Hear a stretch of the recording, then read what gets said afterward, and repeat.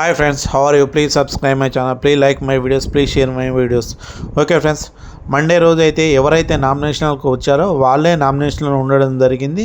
కొత్తగా ఎవరు నామినేషన్లోకి రాలేదు. అయితే మంగళవారం రోజు ఓటింగ్ ఏ విధంగా జరిగిందనేది ఈరోజు మీకు చెప్తాను ఫ్రెండ్స్. బిగ్ బాస్ హౌస్కి భరణి గారు, శ్రేష్ఠి గారు కూడా రావడం జరిగింది. వాళ్ళు సంజన గారిని, డీమాన్ పవన్ని మళ్ళా నామినేషన్ చేయడం జరిగింది. నిఖిల్ ఏమో సంజన గారిని నామినేట్ చేయడం జరిగింది. అయితే మంగళవారం రోజు ఓటింగ్ ఏ విధంగా ఉండేదని మీకు చెప్తా. ఎందుకంటే ఓటింగ్ గంటకి మారిపోతుంది ఫ్రెండ్స్. నేను చెప్పేది మాత్రం అన్అఫిషియల్ ఓటింగ్ మాత్రమే, అఫీషియల్ ఓటింగ్ కాదు. ఇది ఓన్లీ అన్అఫిషియల్ ఓటింగ్. నాకు అందిన సమాచారం ప్రకారం మాత్రమే నేను చెప్తున్నాను ఫ్రెండ్స్.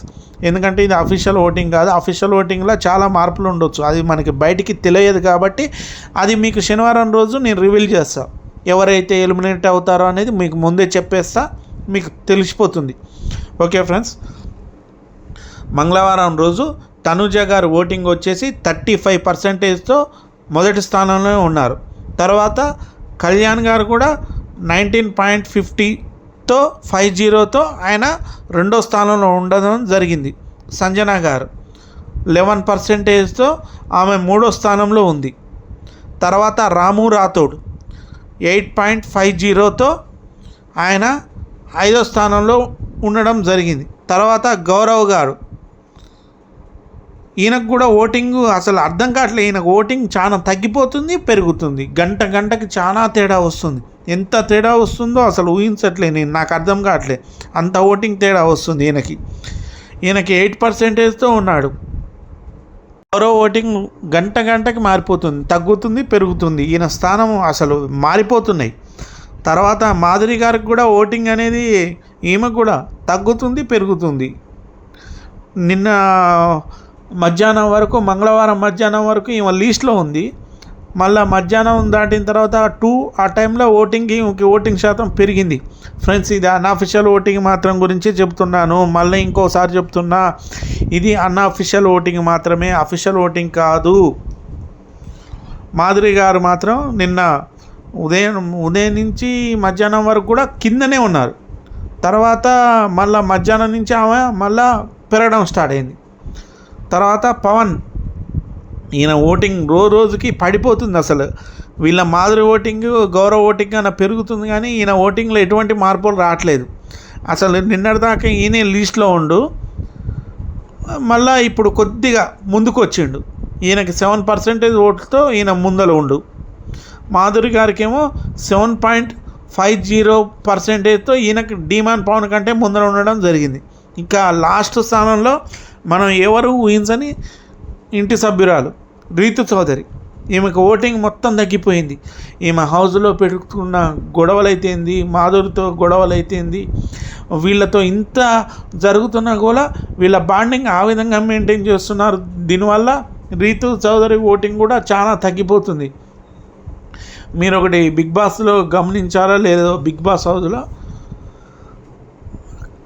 మంచి నాన్న సెంటిమెంటు నడుస్తుంది, లవ్ సెంటిమెంటు నడుస్తుంది, ప్లస్ కామెడీ నడుస్తుంది, ప్లస్ యాక్షన్స్ కూడా నడుస్తున్నాయి. ఇన్ని నడుస్తున్నాయి మన బిగ్ బాస్ హౌస్లో. ఓకే ఫ్రెండ్స్, అయితే రీతు చౌదరి మాత్రం ఇప్పటి వరకు నాకు అందిన అన్అఫిషియల్ ఓటింగ్ ప్రకారం లీస్ట్లో రీతు చౌదరి గారు ఉన్నారు. ఇది అఫీషియల్ ఓటింగ్ కాదు. ఈ ఓటింగ్లో మార్పులు కూడా ఉండవచ్చు, ఎందుకంటే అఫీషియల్ ఓటింగ్ గురించి మనకి తెలియదు.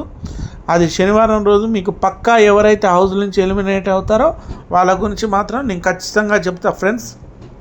అంటే నిన్న మంగళవారం రోజు నాన్న ఇంట్లోకి వచ్చాడు. ఎవరో కాదు, నాన్న అంటే భరణి. 6వ వారంలో షాకింగ్ ఎలిమినేషన్తో ఇంటి నుంచి బయటికి వెళ్ళిన భరణి గోడకు కొట్టిన బంతిలా మళ్ళీ హౌస్లోకి ఎంట్రీ ఇచ్చాడు. ఇక ఈ నామినేషన్స్లో భరణికి ఒక్కొక్కరికి ఇచ్చి పడేశారు. భరణిని చూడగానే దివ్య, నిఖిత పరుగున వెళ్ళింది. ఆమె ఆనందానికి అవధులు లేవు. అయితే తనుజ మాత్రం నాన్న తిరిగి వచ్చినా సైలెంట్గానే ఏడ్చుకుంటూ అక్కడే నిలబడిపోయింది. అయితే వచ్చి రావడంతోనే ఇమాన్యుయల్ని పంచి వేయడం జరిగింది.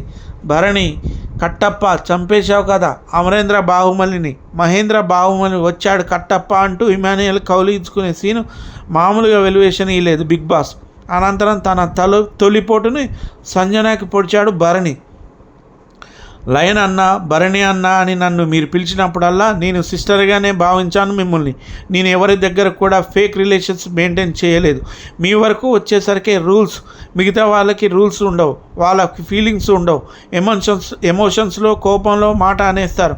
మాట అనేసి సారీ అంటారు. సారీ చెప్తే సరిపోతుందా సంజన అని గట్టిగా నిలదీశాడు భరణి. సారీ చెప్పాను కదా అని సంజన అనడంతో సారీ చెప్తే సరిపోతుందా అని గట్టిగా అరిచాడు భరణి. దెబ్బకు స్టన్ అయిపోయింది సంజన.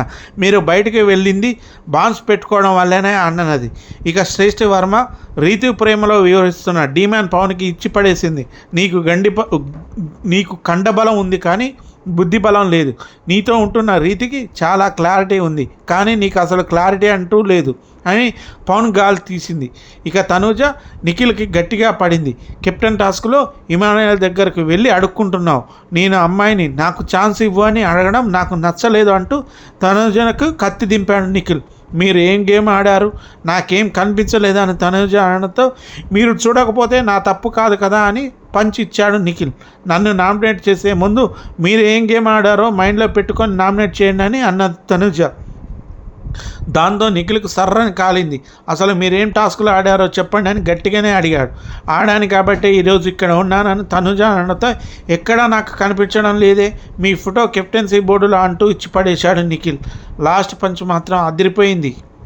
తర్వాత కెప్టెన్సీ రూమ్లో అర్ధరాత్రి బెడ్పై రీతు చౌదరితో డీమాన్ పవన్తో ఇమానుయేల్ ముచ్చట పెట్టడం జరిగింది. ఆ సమయంలో తనుజ బిహేవియర్, కళ్యాణ్ నాటకాల గురించి ఇమానుయేల్ ఇలా అన్నాడు. బెడ్ టాస్క్ జరిగే ముందు నేను ఎవరిని సేవ్ చేస్తానని చెప్పాను రా మీ దగ్గర, తనుజ పేరు చెప్పానా లేదా?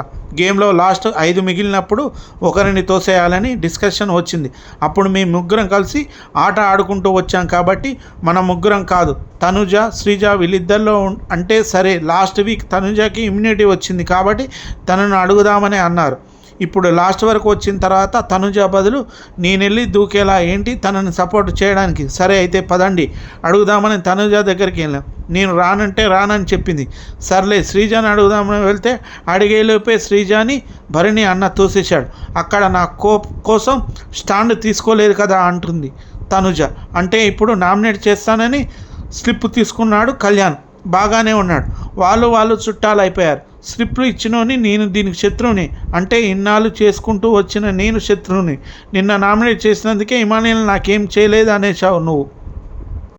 నేను అన్నీ చేస్తే వీకెండ్ ఎపిసోడ్లో ఇమానుయేల్ నాతో గుచ్చి మాట్లాడతాడు, నేను బాధపడేలా మాట్లాడతాడు, నా సంతోషంలో ఉంటాడు తప్ప బాధలో ఉండడాన్ని నువ్వు చెప్తే నేను తీసుకోవాలా? తనుజ అంటూ తిరగాల. ఈరోజు కూడా కళ్యాణ్ గారు ఇప్పుడు ఏం అడుగుతున్నాడో తెలుసా అన్న? లాస్ట్ వీక్ తనుజ సేఫ్ ఆడిందిగా, బాగా ఆడిందా అని అడిగితే ఈ వీక్ అంతా బాగానే ఆడిందిరా, ఎక్కడ నాకు ఫేక్ అనిపించలేదు, సేఫ్ అనిపించలేదు అన్నాను. మరి ఎందుకన్నా లాస్ట్ వీక్ది తీసుకొచ్చి పెట్టామన్నాడు.